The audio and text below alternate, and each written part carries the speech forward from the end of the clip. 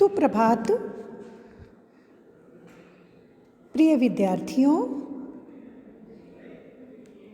तुलसीदास जी की रचना कवितावली के व्याख्यान क्रम में पद व्याख्या के अंतर्गत आज हम उत्तरकांड के छंद संख्या 106 और 107 की व्याख्या करेंगे। तुलसीदास जी ने इस रचना में अपने मन की बात, अपने भीतर चलने वाले विचार और भोगे गए कुछ सत्य का भी, लौकिक कष्टों का भी सात्विक रोष के साथ वर्णन किया है।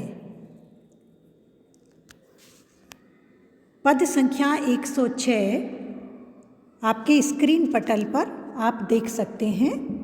धूत कहो अवधूत कहो, रजपूत कहो जोलाह कहो को, काहू की बेटी सो बेटा न ब्याहब, काहू की जाति बिगार न सो।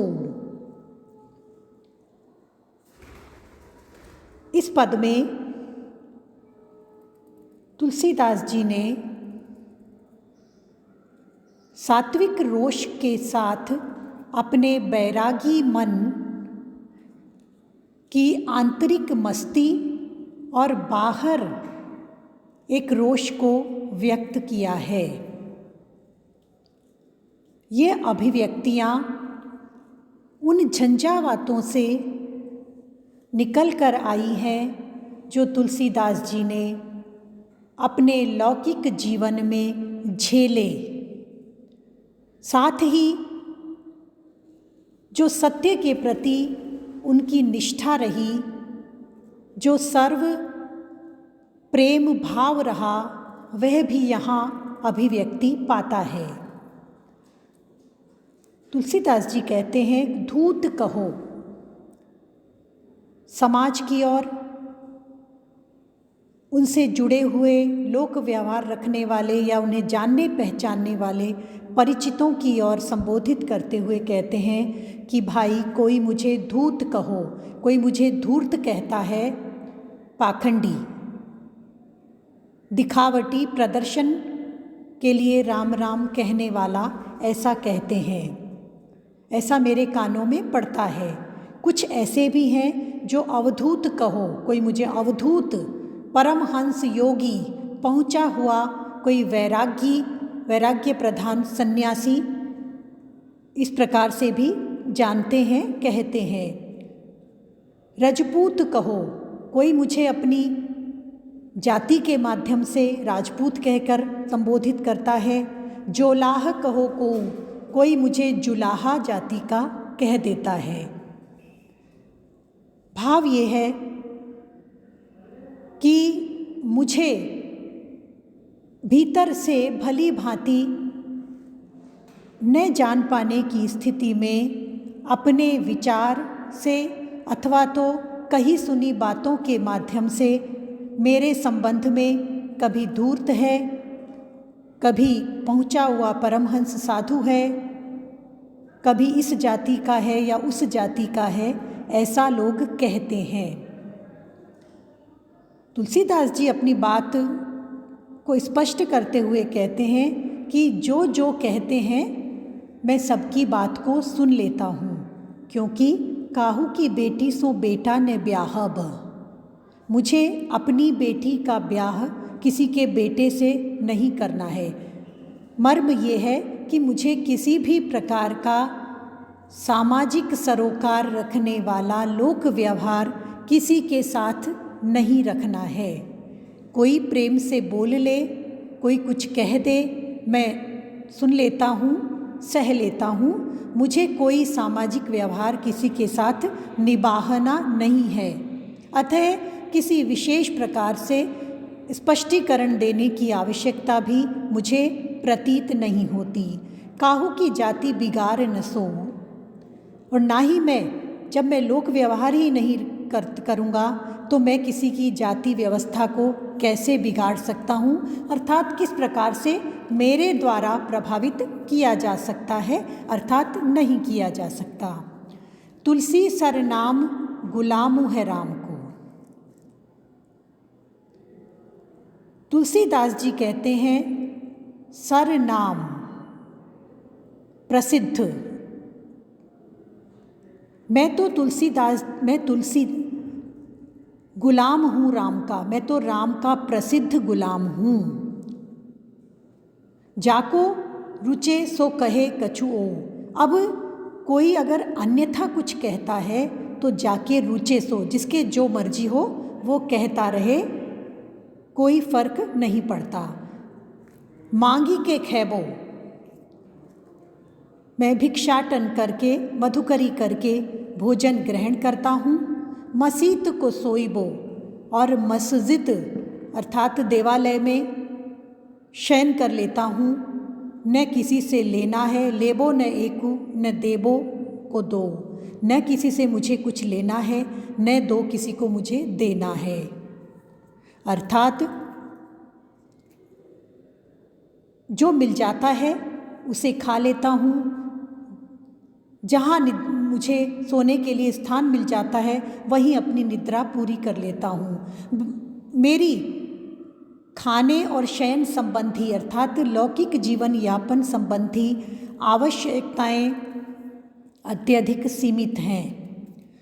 लोक व्यवहार मुझे निभाना नहीं है, अतः जो भी लोग मुझे जो भी कहते हैं मैं उन्हें सुन लेता हूँ, सह लेता हूँ।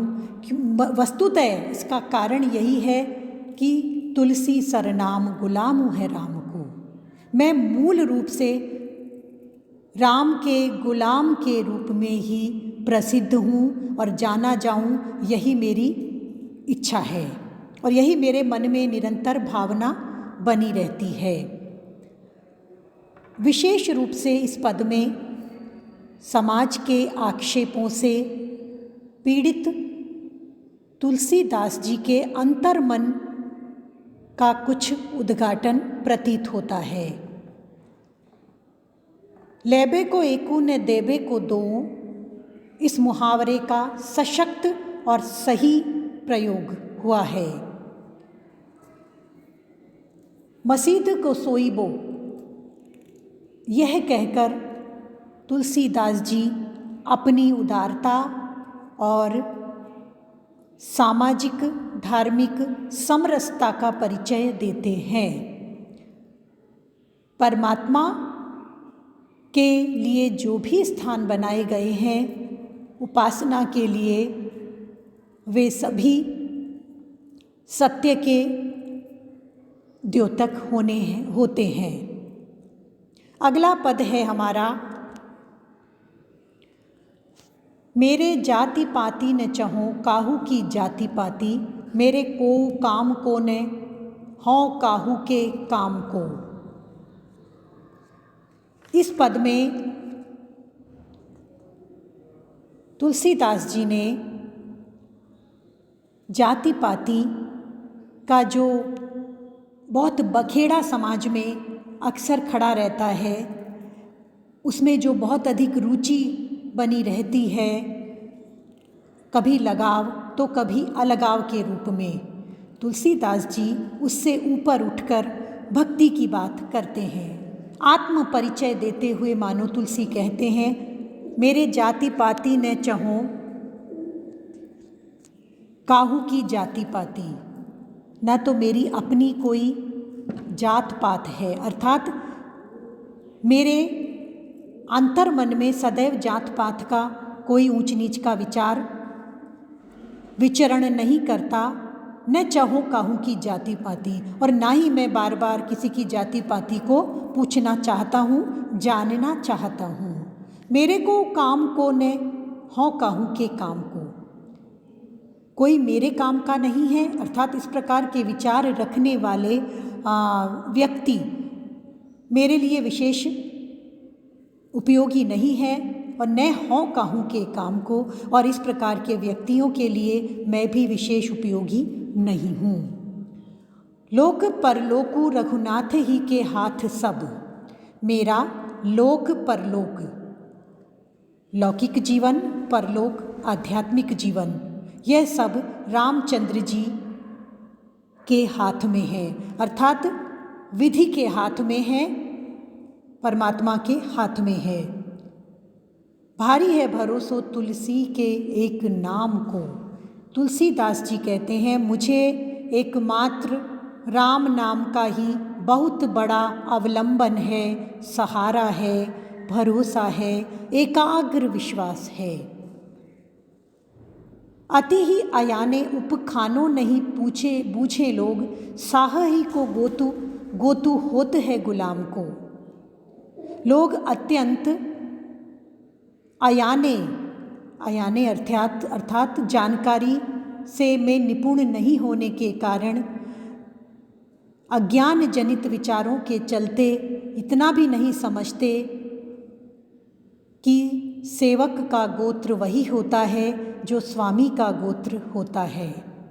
साह ही को गोतु, जो साहब की, मालिक की जो जाति और गोत्र होता है, वही उनके बंदे का, उपासक का, भक्त का, गुलाम का गोत्र होता है। अर्थात गोस्वामी जी कहना चाहते हैं कि अच्युत गोत्र हूँ, परमात्मा भगवान श्री राम का गुलाम होने के चलते मेरा गोत्र स्वामी का ही गोत्र है।